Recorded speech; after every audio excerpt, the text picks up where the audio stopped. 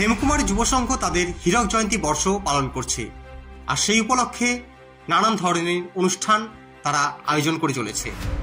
আজ তারই অঙ্গ হিসাবে 8ই ডিসেম্বর রবিবার একটি 4 দলীয় একদিবসীয় ক্রিকেট টুর্নামেন্টের আয়োজন করা হয় সিঞ্জারহাটে।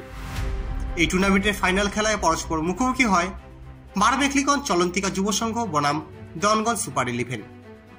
ফাইনাল খেলায় দেওয়ানগঞ্জ সুপার 11 টসে জিতে প্রথমে ব্যাটিং করার সিদ্ধান্ত নেয়। তারা প্রথমে ব্যাটিং করে 5 ওভারে 2 উইকেট হারিয়ে মোট 52 রান করেন। জবাবে বারমেখলিগঞ্জের চলন্তিকা যুব সংঘ 4 ওভার 4 বলে 1 উইকেট হারিয়ে 53 রান করে। খেলায় 9 উইকেটে জয়ী হয় বারমেখলিগঞ্জ চলন্তিকা যুব সংঘ।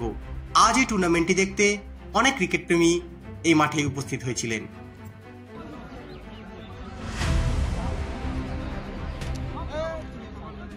আপনারা দেখছেন নর্থ বেঙ্গল সমাচার, উত্তরের বার্তা, সত্যের পথে।